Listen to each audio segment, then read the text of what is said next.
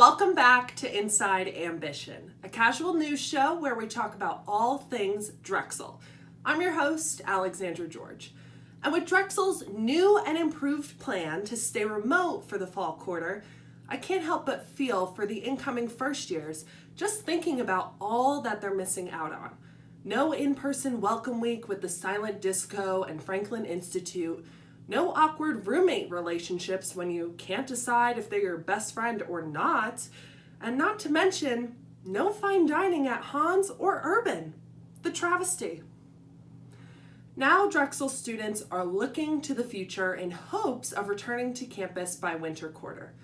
Oh boy, I can't believe I just said that. Is this ever gonna end? I don't even know why we're covering this topic as an inside look again this week. Like I did at least 2 other opening pieces already. Plus, all this information changes daily. All I know, Drexel could literally shut down all operations completely, remote or otherwise, tomorrow. And then what's the point of me covering anything? John Fry, could you just give me a personal call in advance of any of your emails so I can make sure that I'm not wasting my time here? Ooh, I could proofread them too so that we can make sure that you're not going to offend anyone with your wording. It's a win-win. Despite Drexel going remote, many other universities have insisted on staying open with mixed results. In fact, many of them have since shut down after only being open for a week or 2 because they have hundreds of COVID cases. So what do the shortcomings of these universities mean for Drexel? And what should we learn from them in order to have a safe reopening if we ever do open again? Now, let's take an inside look.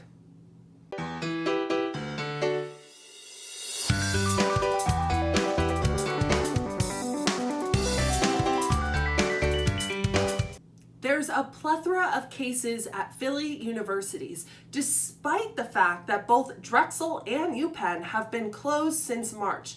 While the number of cases on Drexel's campus has only increased by 2, UPenn's has gone from about 150 cases to almost 200 cases over the course of a month. And they're not even open, for crying out loud. So, keeping in mind that there's still been case number growth on campuses that are closed, what does that mean for universities that decided to reopen this fall? Temple, despite disapproval from thousands on social media, was the only major Philadelphia university to return to campus. And it seems like the students and faculty that protested their first day of in-person classes were right. As of writing this, they have over 100 active COVID cases, and they decided to suspend in-person classes for at least 2 weeks. 2 weeks? What is going to change over the course of those 2 weeks? I mean, unless you lock all the students in their dorm rooms and fumigate the halls and put a force shield over your campus, that actually might work. And just like COVID, these failed openings seem to be contagious.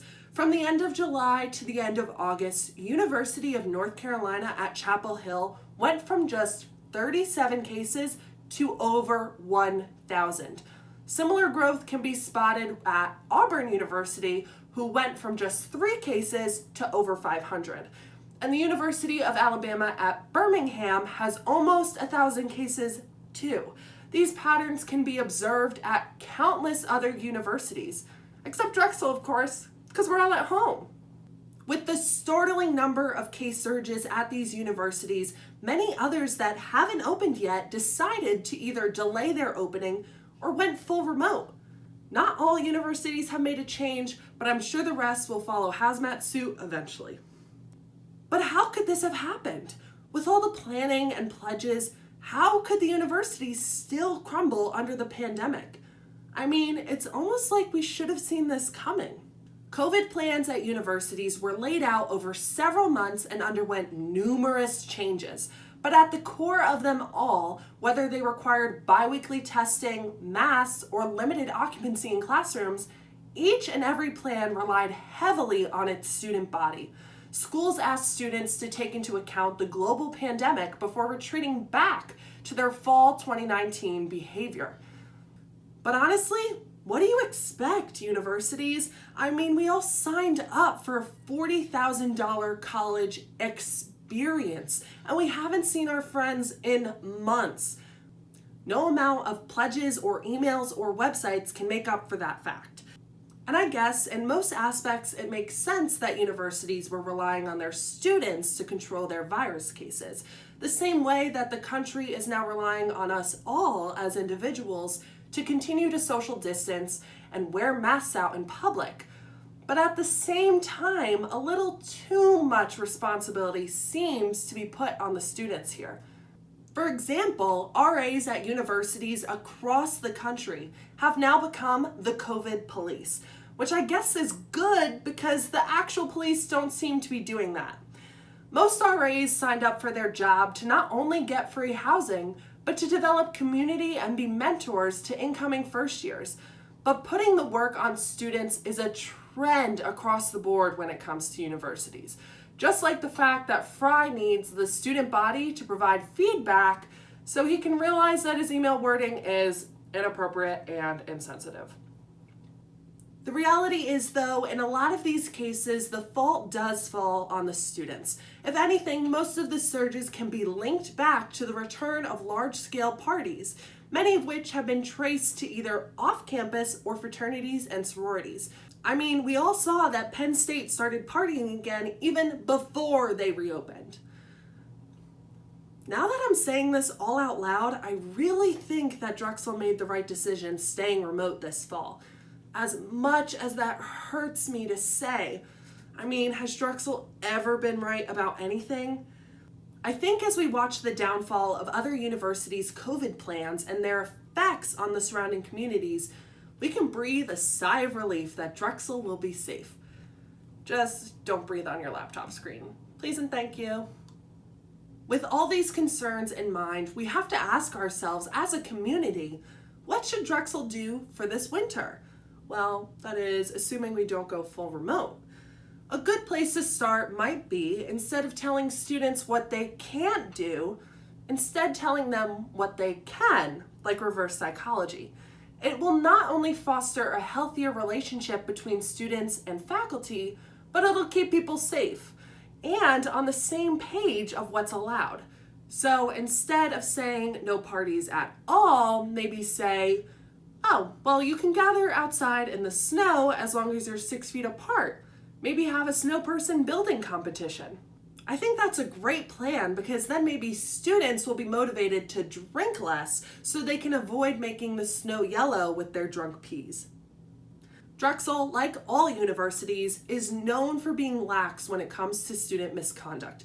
Whether it was an underage drunken night, a drug charge, or let's face it, a sexual assault, we all know someone who got off with hardly a slap on the wrist for their actions.